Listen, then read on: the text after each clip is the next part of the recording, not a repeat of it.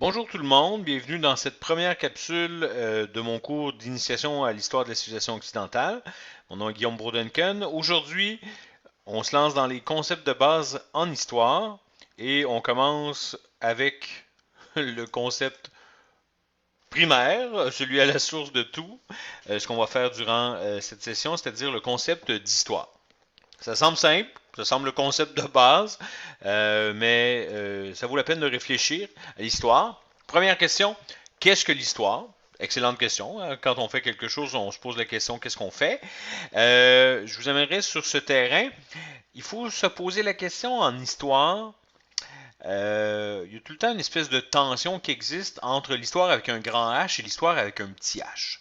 L'histoire avec un grand H, c'est le passé humain, l'ensemble du passé humain. On est sur Terre depuis 2,4 millions d'années, un petit peu plus. Euh, on, on, trouve tout le temps des ancêtres un petit peu plus âgés, mais moi, dans mon cours, je m'intéresse aux 5000 dernières années. C'est un clin d'œil dans le passé humain, mais tout de même, ce passé humain, il est assez large, immense, difficile à saisir dans sa totalité. L'histoire avec un petit H nous impose à le structurer, ce passé humain-là, parce que cette histoire avec un petit H, c'est une histoire. Un peu comme une histoire qu'on raconte. Hein. Quand on est petit, on va se coucher, papa et maman nous racontent une histoire. Ben, ça commence par Il était une fois, et ensuite, il y a un dénouement, et ensuite une fin. C'est un récit, c'est une histoire racontée, et elle a une structure. Donc, dans ce cours, ensemble, pendant toute la session automne 2020, lorsqu'on va parler d'histoire, on va l'entendre comme étant la connaissance que l'on a du passé humain et le récit que l'on peut en faire. Ces deux dimensions-là sont toujours présentes et il n'y en a pas une qui prime l'autre. Les deux, elles sont indissociables l'une et l'autre, car on ne peut pas avoir accès à tout le passé humain et nécessairement, il faut opérer un choix dans ce passé humain-là pour le structurer, l'organiser, le découper pour le rendre intelligible. Souvent, ce récit-là qu'on organise en structurant le passé humain, ben, il est né des préoccupations du présent. On se pose des questions, par exemple, sur les relations entre les hommes et les femmes, l'égalité homme-femme. Ben, en fonction de ce questionnement-là, on va structurer tout un récit, toute une évolution, par exemple, de la place de la femme dans la société, de l'Antiquité jusqu'à nos jours. Ben, on va essayer d'établir des jalons en fonction d'une préoccupation du présent. Est-ce que l'histoire est une science? C'est une question très judicieuse. Souvent, vous vous faites peut-être taquiner par vos collègues qui étudient en sciences de la nature. Eux disent que c'est science pure, mais bon, ils ont le droit de se tromper. Euh, les méthodes sont très différentes entre sciences de la nature et sciences humaines. Euh, L'histoire est une science, oui, c'est une science humaine. La méthodologie n'est pas la même. L'histoire n'est pas reproductible. On va régler ça tout de suite. On ne peut pas recréer l'histoire en laboratoire. L'histoire n'est pas régie non plus par des lois, comme ça peut être le cas par exemple en physique. Euh, Est-ce à dire que comme ces caractéristiques-là ne sont pas présentes, que l'histoire n'est pas une science? Non, on a une méthodologie rigoureuse qui fait en sorte que ce qu'on fait, c'est pas n'importe quoi et on tombe pas dans la théorie du complot. Vous voyez en bannière de cette présentation PowerPoint les pyramides d'Égypte, ben, dans aucun manuel sérieux, vous allez retrouver que les pyramides ont été créées par les extraterrestres. Pourquoi? Il n'y a aucune preuve qui soutient cette affirmation-là. À part des sites conspirationnistes, personne ne dit ça. Euh, donc, on se base sur des preuves, sur des sources et, de préférence, sur des documents pour faire des affirmations en histoire. Donc, elle prend un visage différent à cause de sa méthodologie de ce qui se fait en sciences de la nature, mais l'histoire est bel et bien une science. L'histoire est-elle neutre? Objective, hein, c'est dans ce sens-là qu'on l'entend. Euh, oui et non. Sur certains points, évidemment, il n'y a pas de débat à avoir. La chute de Rome a-t-elle eu lieu en 476? C'est pas une question. Ça se règle assez facilement, c'est final bâton.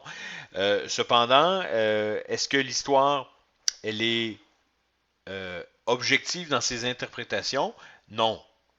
Ça varie. C'est pour ça qu'il faut tout le temps avoir ce réflexe-là comme historien d'être critique face à l'information qu'on a, se poser des questions et constamment être en interaction avec l'auteur des documents qu'on a et leur poser des questions.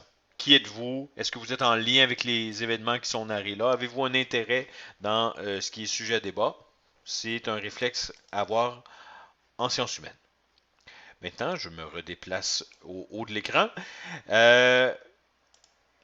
En histoire, on travaille les sources. Hein? On est une science, je viens d'en parler.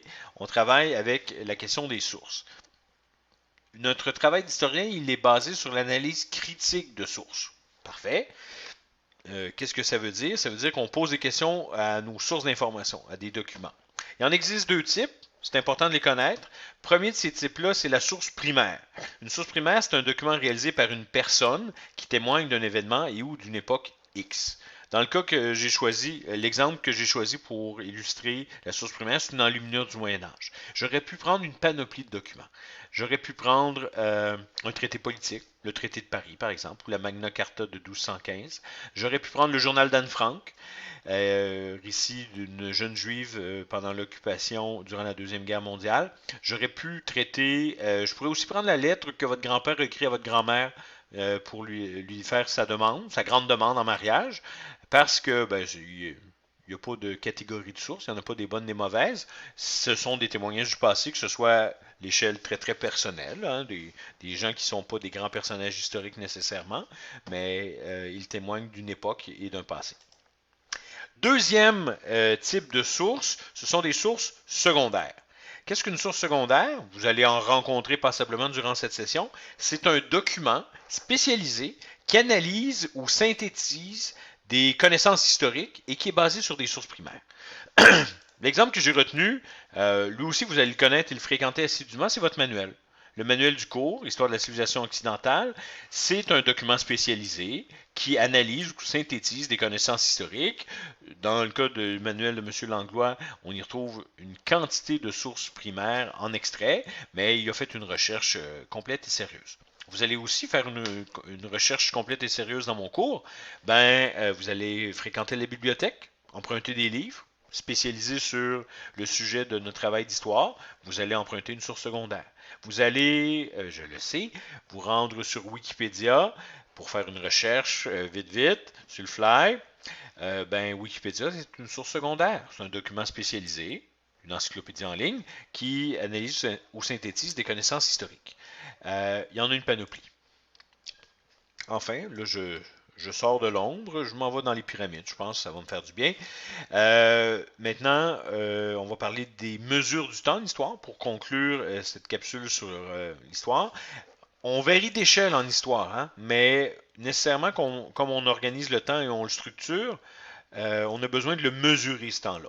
On fonctionne avec différentes échelles historiques selon ce qu'on étudie. Dans le cas qui nous intéresse, dans le cours d'histoire de la civilisation occidentale, on va fonctionner avec une échelle historique d'environ 5000 ans d'histoire. Cette échelle historique, elle va se décliner de différentes façons.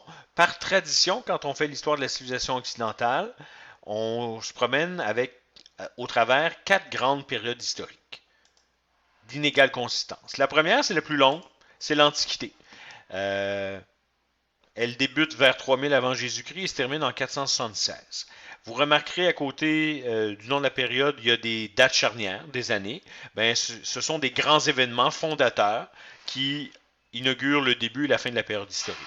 Pour ce qui est de l'Antiquité, vers 3000 avant Jésus-Christ, c'est l'invention de l'écriture en Mésopotamie.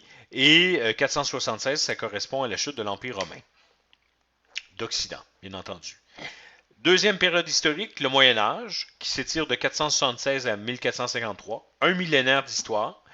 Et voilà, donc qu'on va rencontrer un petit peu plus tard au courant de la session. Troisième période, nos périodes raccourcissent. Hein? Il nous reste à peu près 500 ans, puis nos périodes sont très très courtes. On a la période des temps modernes, qui s'étire de 1453 à 1789. 1453, c'est la prise de Constantinople, et 1789, c'est le début de la Révolution française. Donc très court, mais plus on se rapproche d'aujourd'hui, plus les événements ont de poids dans notre vie malgré tout. Donc, c'est une période très dense que cette période des temps modernes, même si elle est beaucoup plus courte que les autres. Enfin, la petite dernière, celle dans laquelle on se trouve, on a les deux pieds dedans, c'est l'époque contemporaine. L'époque contemporaine qui débute avec la Révolution française en 1789 et dans laquelle on se trouve toujours aujourd'hui. Une période un peu fourre-tout. La Révolution française, l'invention de la locomotive, Abraham Lincoln, guerre de sécession, les deux guerres mondiales, Neil Armstrong marche sur la Lune, tout ça s'est passé durant l'époque contemporaine. Mais par convention, on fonctionne avec ces quatre grandes périodes historiques-là. Souvent, je dis, vous n'avez pas à faire de par cœur en histoire dans mon cours pour apprendre des dates, mais celles-là, je vous invite à les apprendre. Ce sont les grands points de repère incontournables lorsqu'on fait l'histoire de la civilisation occidentale.